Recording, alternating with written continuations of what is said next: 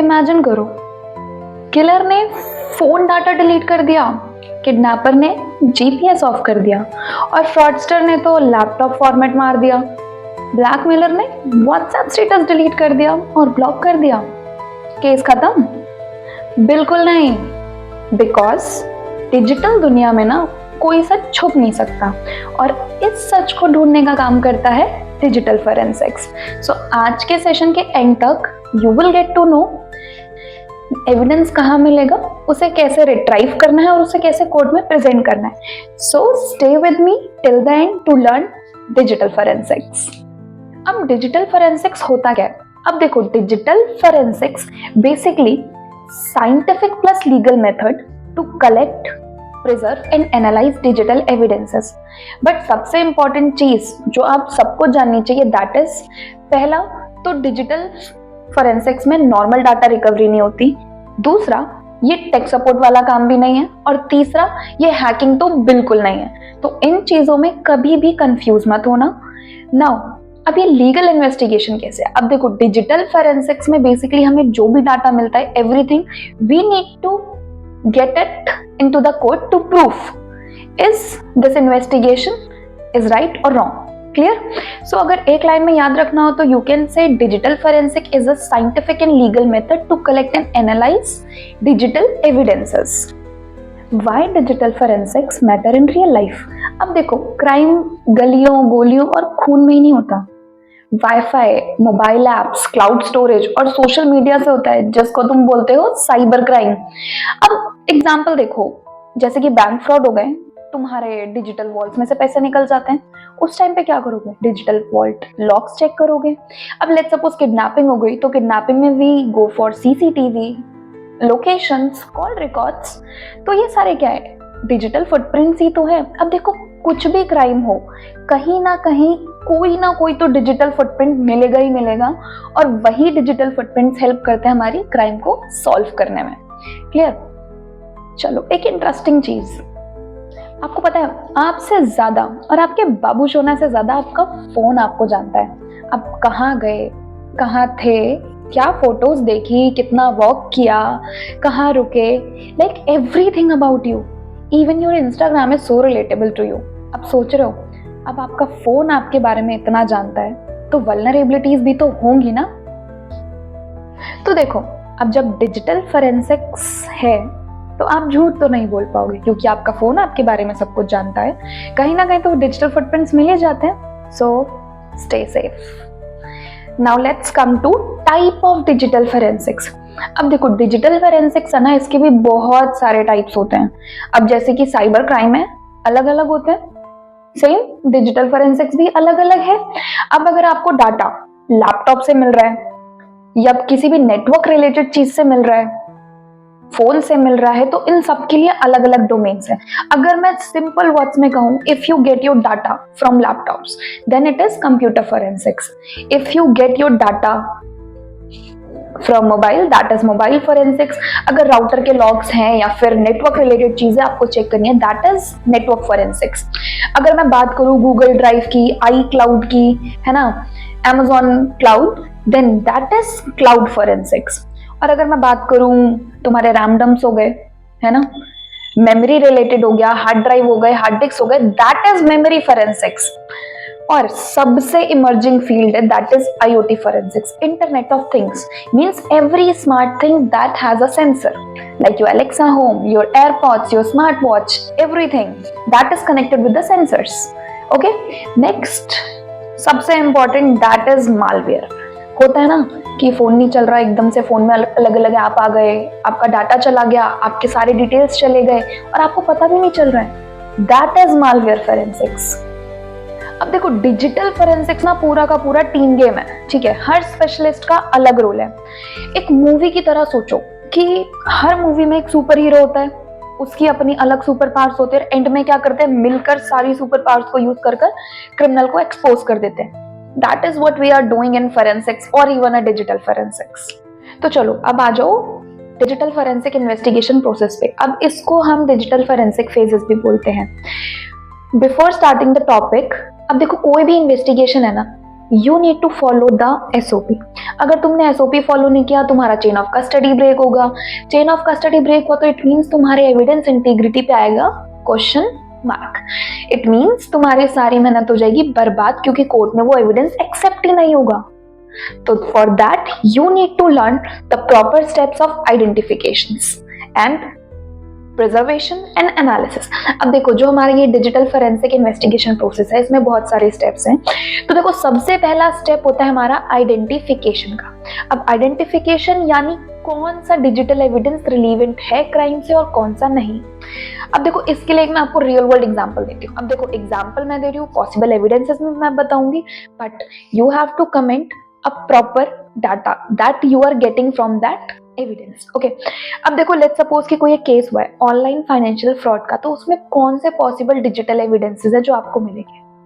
अब let's suppose कि victim है तो विक्टिम का फोन हो गया, मोबाइल फोन हो गया, बैंक ट्रांजैक्शन डिटेल्स हो गए, सीसीटीवी सर्वर्स देख सकते हो आप, राउटर लॉक्स मिल सकते हैं और suspected desktop if available.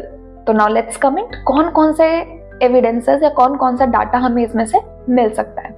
Okay, अब देखो एक गोल्डन रूल मैं आपको बताती हूँ। हर डिजिटल चीज जो क्राइम को प्रूव करे और जो डिसप्रूव करे या फिर उसे कनेक्ट कर सके, that is evidence and that everything is important for us. Okay, अब देखो आइडेंटिफिकेशन का ना सिंपल सी चीज है। देखो कोई भी एक फिजिकल एविडेंस होता है, अगर मैं डिजिटल में भी बात करूं, कोई भी फिजिकल एविडेंस होगा, लेट्स सपोज फोन हो गया, लैपटॉप हो गया, that is not a proper evidence. The data inside the device is the proper evidence. Okay, so ये कॉमन मिस्टेक्स होती हैं कि फिजिकल डिवाइसेस को आप अपना एविडेंस समझ लेते हो, बट ऐसा नहीं होता है डिजिटल फोरेंसिक्स में। ओके, अब लेट्स सपोज कि एक पेन ड्राइव है, उस पेन ड्राइव को मैंने ऐसे अपने सिस्टम से कनेक्ट कर लिया, I'm not able to see anything. What do you think, that pen drive is useless or not? अब देखो उस पेन ड्राइव को अगर आप इमेज करोगे, there are many open source tools. Let's suppose FTK, that is forensic toolkit. अगर आपने उससे उस पेन ड्राइव को इमेज किया, क्लियर, तो उसमें क्या होगा, पेन ड्राइव के जितने भी हिडन फोल्डर है, you are able to see it. Pen drive का deleted data you are able to retrieve it. So it means every single thing is important for us. So that's why we need to focus when we are doing identification at the crime scene. अब देखो identification के बाद आता है most critical step, that is preservation. अब देखो objective simple है, evidence को चेंज होने, डिलीट होने या फिर डैमेज होने से बचाना। क्लियर। अब प्रिजर्वेशन में ना दो पार्ट होते हैं, पहला तो तुम्हारा हो गया सीन लेवल प्रिजर्वेशन, दूसरा होता है डाटा लेवल प्रिजर्वेशन। अब अगर सीन लेवल प्रिजर्वेशन की बात करें तो बेसिकली हम क्या करते हैं, हम नेटवर्क शट डाउन करते हैं या फिर आइसोलेट करते हैं अपने डिवाइस को। क्लियर। फोन की मैं बात करूं तो आप उसको एयरप्लेन मोड पे डालो, उसको फेराडे बैग में रखो just to cut the network. Okay, अब देखो फेराडे बैग ना बेसिकली एक पैकेजिंग बैग है जो एल्युमिनियम होता है जिसके अंदर, तो उससे ना सारे नेटवर्क कट हो जाते हैं। क्लियर। या फिर आप पावर ऑफ कर सकते हो, प्लग पुल कर सकते हो, वेरी करता है सर्वर के केसेस में। ओके, राइट ब्लॉकर यूज कर सकते हैं just to avoid the tampering of data. ये तो था हमारा सीन लेवल का प्रिपरेशन। ठीक है, अब अगर मैं डाटा लेवल की बात करूं तो उसमें हम करते हैं forensic imaging, that is bit by bit copy of your data. For that we use tools, let's suppose we use FTK, Autopsy. For that there are two open source tool and worldwide it is very famous, FTK, Autopsy, and also in labs they use these tools. Clear? Then we generate hash values. अब देखो hash value का क्या scene है ना, अब हमें data की करनी होती है integrity proof. It means we need to check ना डाटा टेम्पर हो रहा है कि नहीं हो रहा। तो जब आप अपना डाटा प्रिजर्व करते हो तो जिस स्टेट में आपने प्रिजर्व किया, you will generate a hash value. जैसे मैंने अभी आपको दो टूल बताए, let's take example of FTK से आपने करी इमेजिंग अपने डाटा की, हार्ड ड्राइव्स की, यूएसबीज की, आपने इमेजिंग कर ली। उसके बाद ना FTK आपको खुद एक हैश वैल्यू क्रिएट करके देगा उस फाइल की। You need to just stay with that hash value. ठीक है, अब आपने चेन ऑफ कस्टडी पूरी मेंटेन कर ली, इंटीग्रिटी। अगर मैं बोलूं कि आपका डाटा टेम्पर हो रहा है तो जो आपने हैश वैल्यू क्रिएट करी है इनिशियल लेवल पे, उसमें हो जाते हैं चेंजेस। इट मींस अगर हैश वैल्यू जरा सी भी चेंज होती है तो आपका डाटा टेम्पर है।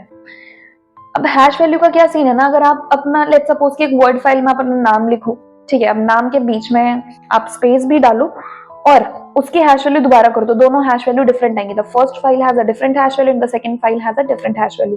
ओके, सो हैश वैल्यू का कॉन्सेप्ट हम बाद में क्लियर करेंगे. क्लियर? सो अब एक रियल लाइफ एग्जांपल अगर मैं आपको बोलूं तो लेट्स सपोज कि एक सस्पेक्ट मोबाइल फोन ऑन छोड़ दे. ठीक है, लेट्स सपोज कि एक सस्पेक्ट का मोबाइल फोन ऑन है. अब ऑन है तो क्या होगा, क्लाउड से डाटा सिंक हो जाएगा. लेट्स सपोज अगर क्लाउड पे डाटा अपडेट होगा तो क्या होगा, डाटा टेम्पर ही तो होगा आपका, है ना. तो इसलिए preservation make evidence frozen in the time. Okay, जैसा डिवाइस मिला है वैसा ही रहना चाहिए विदाउट एनी टेम्परिंग. ओके, अब देखो प्रिजर्वेशन के बाद आता है नेक्स्ट स्टेप हमारा कलेक्शन, यानी कि आपको एविडेंस को साइंटिफिकली कलेक्ट करना है. अब कलेक्शन हमेशा स्टैंडर्ड प्रोटोकॉल के अकॉर्डिंग होना चाहिए. अब देखो कलेक्शन में डिपेंड करता है कि आपको किस क्राइम सीन पे क्या चीजें मिल रही है. लेट्स सपोज कहीं स्मार्टफोन मिल रहे हैं, लैपटॉप्स मिल रहे हैं, डेस्कटॉप मिल रहे हैं, और वहीं दूसरे क्राइम सीन पे आपको सिर्फ पेन ड्राइव्स मिल गए, मेमोरी कार्ड्स मिल गए, सिम हो गए, या मे बी कोई IoT डिवाइस भी हो सकता है. तो it depend on the crime scene कि क्या एविडेंस आपको या फिर क्या डिवाइस आपको मिल सकता है. क्लियर? अब देखो इन सब चीजों के लिए ना हमारे पास अलग अलग टूल है. अब या तो आप डिवाइस फिजिकली कलेक्ट करोगे या फिर लॉजिकली. अगर मैं फिजिकली की बात करूं, लेट्स सपोज कि फोन है, उठा लिया, पैक कर दिया, that is physical. Okay, but the data I am extracting from that phone, that is logical. Okay, so उस टाइम पे कलेक्शन में हमें दोनों चीजें करनी होती हैं, physical collection along with the logical collection. Clear? For logical collection we have commercial tools as well as open source tool. अब जैसे कि मैं बात करूं FTK ऑटोप्सी, एज मैंने आपको पहले एग्जांपल दिया था, वो हमारे ओपन सोर्स टूल है. क्लियर? मैग्नेट हो गया, Cellebrite, UFED, that is commercial software. It means they are paid tools. Okay, so collection के टाइम पर हमें ध्यान रखना होता है कि आप कौन सा एविडेंस उठा रहे हो और किस में से हमें क्या डाटा मिल सकता है. लाइक ओके, सो देखो अब डाटा कलेक्शन में तो आपने सब कुछ कलेक्ट कर लिया, like physical evidences and the logical evidences.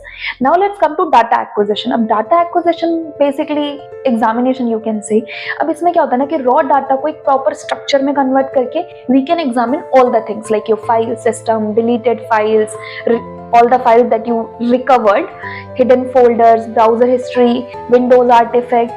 See, it basically depend on the crime.